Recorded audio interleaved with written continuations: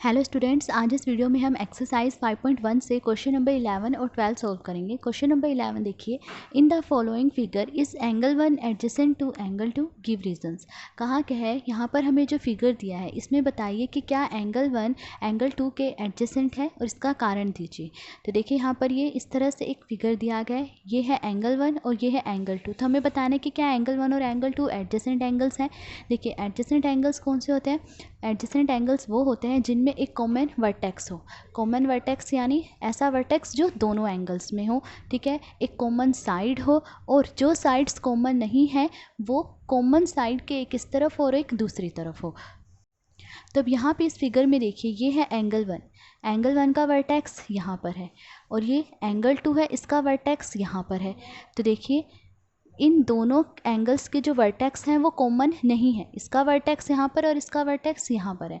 तो यानी एंगल 1 और एंगल 2 जो है एडजेसेंट एंगल्स नहीं है, क्योंकि इनमें कॉमन वर्टेक्स नहीं है। तो हम यहाँ पे लिख लेंगे कि angle 1 is not adjacent to angle 2 because they have no common vertex. तो एंगल 1 एंगल 2 के एडजेसेंट नहीं है क्योंकि इनमें कोई कॉमन वर्टेक्स नहीं है, ठीक है। अब क्वेश्चन नंबर 12 देखिए, find the values of the angles x y and z in each of the following. First part देखिए, हमें फिगर दिया गया है, इसमें हमें एक्स वाई जेड इन तीनों एंगल्स की वैल्यू फाइंड करनी है। तो सबसे पहले हम एंगल एक्स की वैल्यू फाइंड करेंगे। तो यहाँ पे देखिए टू लाइंस इंटरसेक्ट कर रही हैं। जब दो लाइंस एक दूसरे को इंटरसेक्ट करती हैं तो इस प्रकार बने वर्टिकली अपोजिट एंगल्स इक्वल होते हैं। तो यहाँ पे देखिए जो एंगल वाई है वो इक्वल है एंगल जेड के, और जो एंगल एक्स है वो किसके इक्वल है? 55 डिग्री के।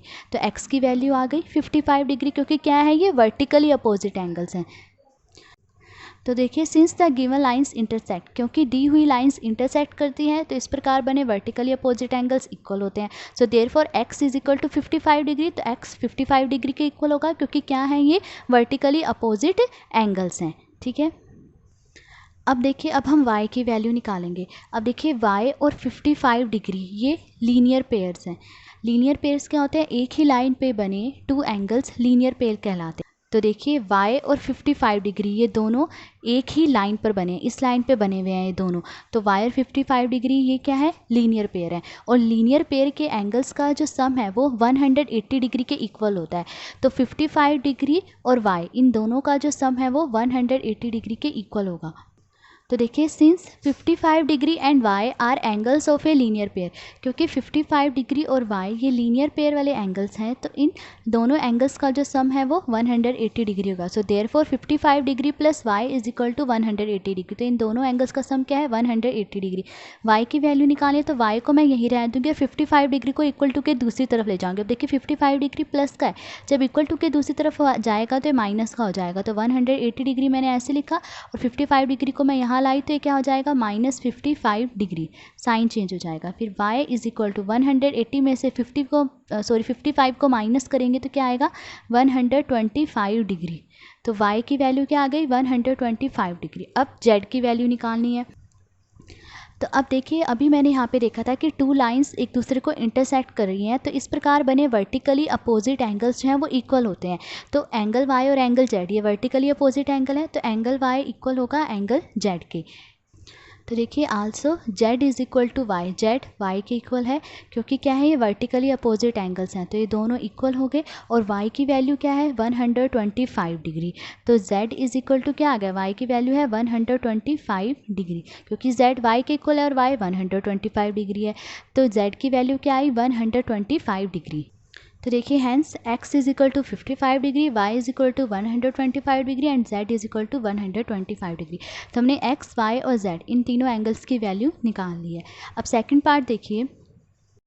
सेकंड पार्ट में हमें ये फिगर दिया गया, इसमें भी हमें x, y और z इन तीनों एंगल्स की वैल्यू निकालनी है। तो सबसे पहले हम x की वैल्यू निकालेंगे। तो देखिए ये एक स्ट्रेट लाइन है, ठीक है, और इस स्ट्रेट लाइन पे देखिए 40 डिग्री x और 25 डिग्री ये 3 एंगल्स बन रहे हैं। अब देखिए स्ट्रेट लाइन पे बनने वाले सभी एंगल्स का जो सम है वो 180 डिग्री होता है। तो यहाँ पे देखिए ये 3 एंगल्स बन रहे हैं, तो इन तीनों एंगल्स का जो सम है वो 180 डिग्री होगा, यानी 40 degree plus x plus 25 degree is equal to 180 degree. तो देखिए since the sum of all angles of a straight line is 180 degree, क्योंकि स्ट्रेट लाइन के सभी एंगल्स का सम 180 डिग्री होता है, so therefore 40 degree plus x plus 25 degree is equal to 180 degree. तो इन तीनों एंगल्स का सम 180 डिग्री होगा। देखिए 40 डिग्री प्लस 25 डिग्री कितना होगा, इन दोनों को प्लस करेंगे आएगा 65 डिग्री प्लस एक्स, इसे ऐसे लिखा इज इक्वल टू 180 डिग्री। देखिए एक्स की वैल्यू निकालनी है तो एक्स को यहीं रहने दूंगी और 65 डिग्री को इक्वल टू के दूसरी तरफ ले जाऊंगी। यहाँ है 180 डिग्री। अब देखिए 65 डिग्री प्लस का है, जब इसे इक्वल टू के दूसरी तरफ ले जाऊंगी तो ये माइनस का हो जाएगा, minus 65 degree. X is equal to 180 degree में से 65 डिग्री को माइनस करेंगे, कितना आएगा 115 डिग्री। तो एक्स की वैल्यू क्या आ गई 115 डिग्री। अब देखिए मैं y की वैल्यू निकालूंगी। देखिए y और 40 डिग्री ये लीनियर पेयर्स हैं। लीनियर पेयर्स क्या होते हैं, एक ही लाइन पर बनने वाले दो एंगल्स लीनियर पेयर कहलाते हैं। तो देखिए अगर आप इस लाइन पे ध्यान दें, ठीक है, तो देखिए y और 40 डिग्री ये दोनों जो हैं इस एक ही लाइन पर बनने वाले एंगल्स हैं। तो y और 40 डिग्री क्या है, ये लीनियर पेयर्स है। और लीनियर पेयर्स के दोनों एंगल्स का जो सम है वो 180 डिग्री होता है। तो y और 40 डिग्री इनका जो सम है वो 180 डिग्री होगा, यानी y plus 40 degree is equal to 180 degree. तो देखिए since y and 40 degree are angles of a linear pair, क्योंकि y और 40 डिग्री लीनियर पेयर के एंगल्स है, so therefore y plus 40 degree is equal to 180 degree. तो इन दोनों angles का जो सम है वो 180 डिग्री होगा। अब मुझे y की वैल्यू निकालनी है तो y को ही रहने दूँगी और 40 डिग्री को इक्वल टू के दूसरी तरफ ले जाऊँगी। तो देखिए 180 डिग्री मैंने ऐसे लिखा। अब देखिए 40 डिग्री प्लस का है, जब इक्वल टू के दूसरी तरफ ले जाएंगे इसे तो माइनस का हो जाएगा, तो माइनस 40 डिग्री। ठीक है, y is equal to 180 degree में से 40 डिग्री को माइनस करेंगे, कितना आएगा 140 डिग्री। तो y की वैल्यू क्या आ गई 140 डिग्री। अब देखिए मैं z की वैल्यू निकालूंगी। तो देखिए हमें पता है कि जब टू लाइंस एक दूसरे को इंटरसेक्ट करती हैं तो इस प्रकार बने वर्टिकली अपोजिट एंगल्स इक्वल होते हैं। तो यहाँ पे देखिए ये लाइन और ये लाइन, ये दोनों लाइंस जो है एक दूसरे को इंटरसेक्ट कर रहे हैं, तो ये जो वर्टिकली अपोजिट एंगल्स बन रहे हैं ये इक्वल होंगे।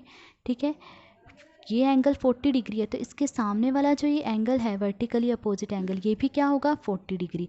तो यानी z is equal to 40 degree. z की वैल्यू क्या आ गई 40 डिग्री।